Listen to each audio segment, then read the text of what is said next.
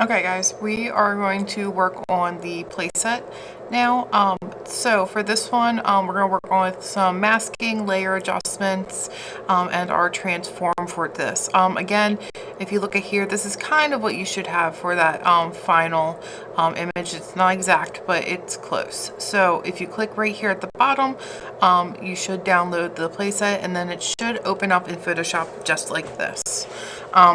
So to get started, we normally, down here in the corner, like on our background, we would normally unlock it and duplicate it, but since we're not going to actually do any edits on the background for this one, just leave it locked in here.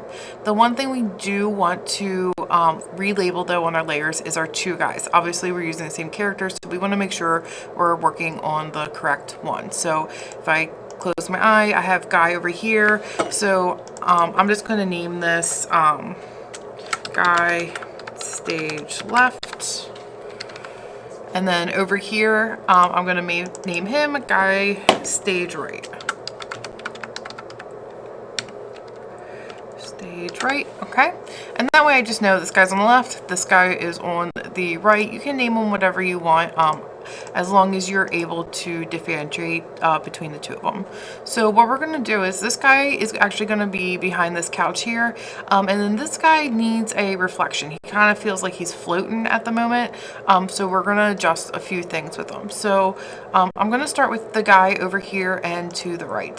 So the first thing we're going to do is we need to move him back, and he obviously is too big. So what we need to do is hit Control T and go to our free transform, and then we need to grab the right, and then we just need to shrink him down to where we feel like he is the correct size. And I'm going to zoom in a little bit here. Okay, and yeah, so I mean, if he was standing about behind that couch, I'm just kind of envision if he's sitting there, that looks about right.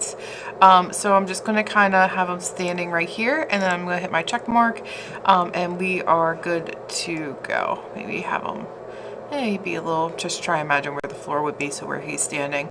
So the next thing we're going to do is apply what's called a layer mask. So the layer mask is at the bottom right hand corner here, and what it does is it masks the image, so it makes it disappear without destroying the image itself. So if I was going to erase this, we're losing the information on his body. I can never get that back. Where if I apply a mask, so I'm going to click this button and I apply a mask here, it works just kind of like a eraser or a reveal tool. So black makes things go away and white makes things come back. So if I grab now my brush tool while I'm on the mask, I'm set to black already. If you look, I have my brush. Remember to resize your brush. Are the bracket keys next to the P on your keyboard, and I can get smaller or bigger. If I go and I can draw, and you can see how it's erasing him. So I'm just going to follow this couch and get rid of him from this couch. So I'm going to erase the rest of his body. But if I look over here, and it's small, but I can still see his whole body still exists, but you can see there's a little black dot here. That is showing what I have blacked out at the moment. Again, if I flip it to white and want to reveal it, all I gotta do is switch back to white and then draw again, and I will reveal that area that I just masked off with the black. Another thing is this does work with gray tones, so you don't have to just work with just black and white. You can actually add a gradient, so you have to stick with the black and whites. But so if I go up here to my gradients and I want to apply a gradient to this, so I want him to like fade from black to white, as you can see I can actually apply a gradient to a masking too, so you can actually have somebody fade out and in for various things. If you want to overlay two images and have it fade from one image to another, if going from left to right, those type of things. So just remember, black makes things go away, white makes things reappear, and grays in between kind of give you like a lower opacity image. So I'm going to go back and I'm just going to zoom in a little bit more, and I'm just going to make sure that my guy here is completely revealed right at the seam of the couch. Okay.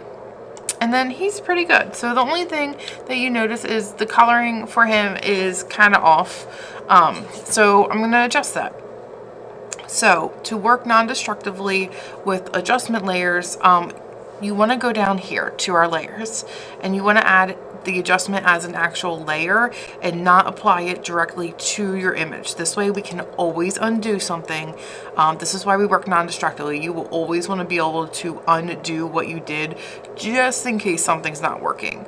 So what we're going to actually use now is a photo filter. Generally, what I use the most are these settings right here: brightness and contrast levels, curves and exposure, even hue and saturation, color balance. These kind of all right here I use a lot.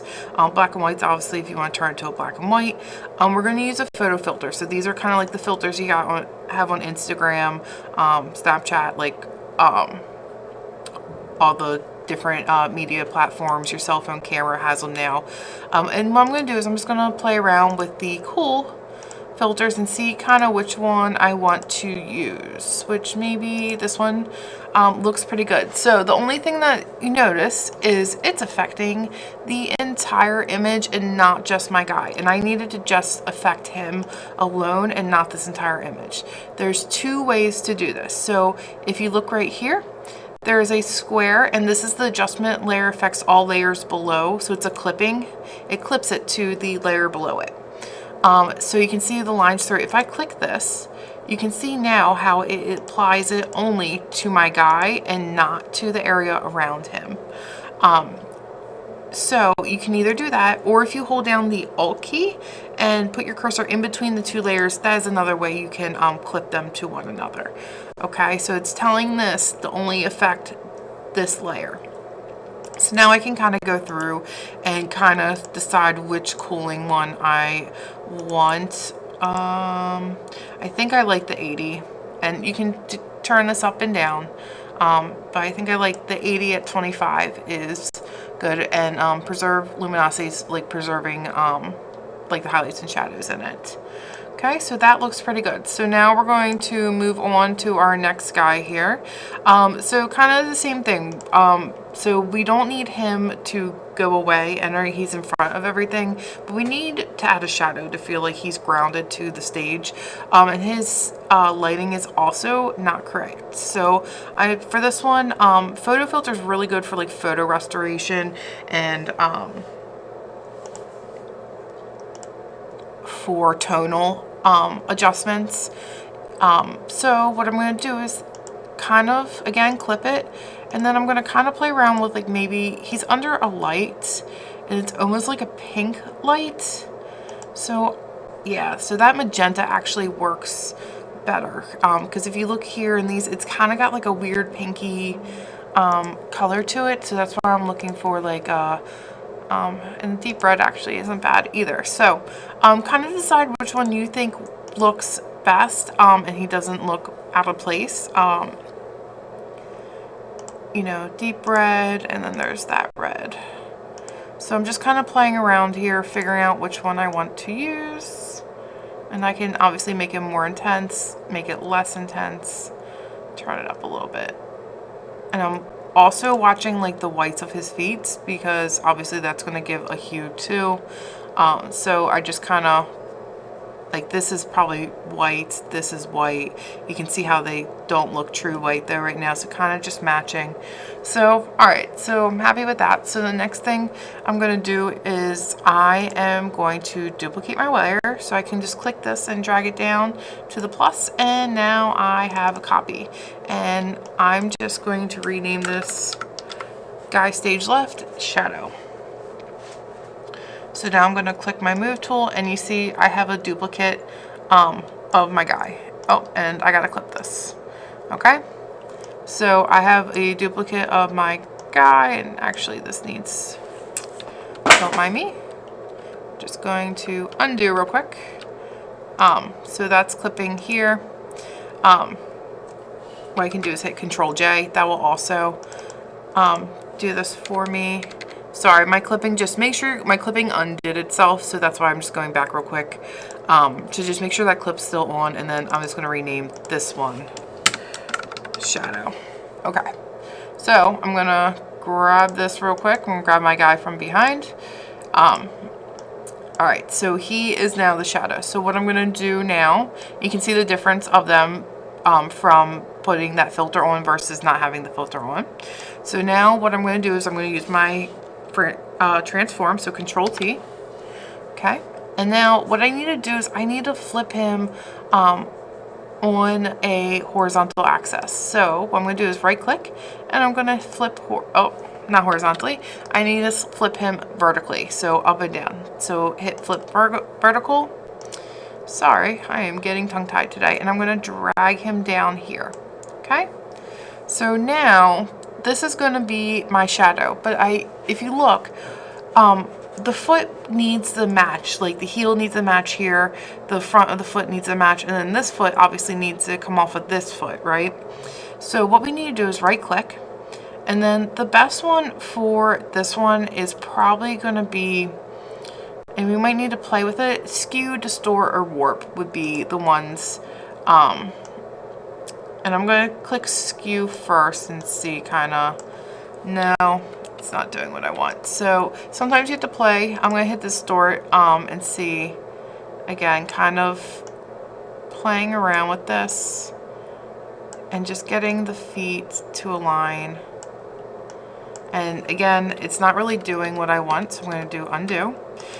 So for this one, I need like full control. You can see warp actually gives me this whole grid, and I can actually curve now. So warp is actually going to be my best bet. So I just wanted to show you kind of how I got to this. So I'm just going to kind of curve the shadow around. And you can remember our Bezier bars from the pen tool right here. Okay, so you guys should know how to do this, and I'm just going to kind of curve it up and get it to match this foot. And then if you look, I can move all these points around, and then I can bring like this point up here.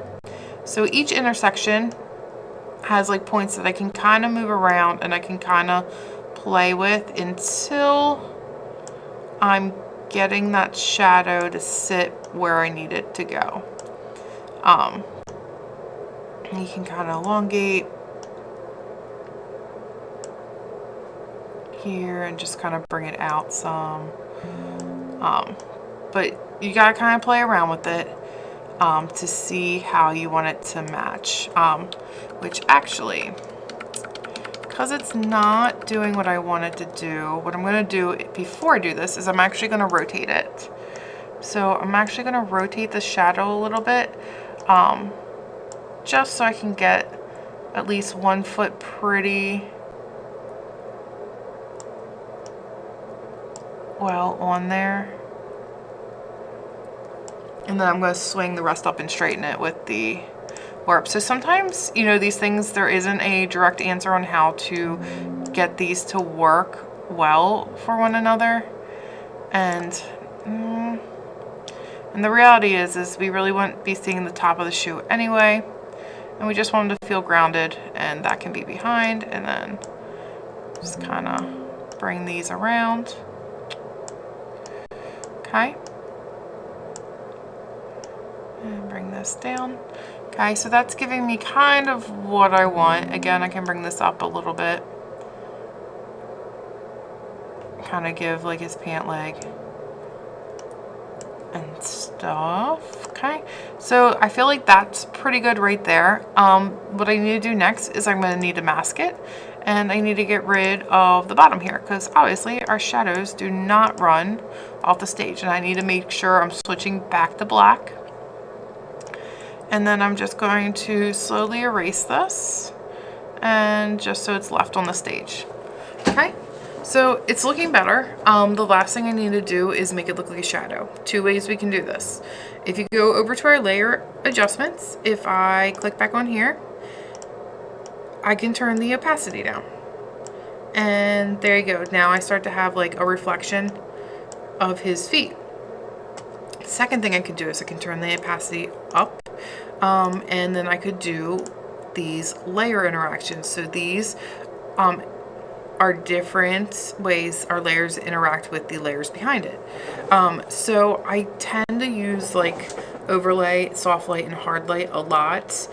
when I'm doing this. I don't really use a lot of other ones, but you can kind of hover through and you can see soft light really works nicely to create that shadow also within this. So you can choose to either do the opacity or the soft light. I tend to, when I'm adding shadows and stuff like that, tend to do like a soft light or a like an overlay or something like that. I just find that it tends to give a better result than just turning down the opacity. But again, experiment with both of them and decide for you which one you think looks more natural and better. Yeah, so this is it. So if I zoom out, this is the final product of what your image, something of what your image should look like. So go ahead and finish this, save it, make sure that your layers are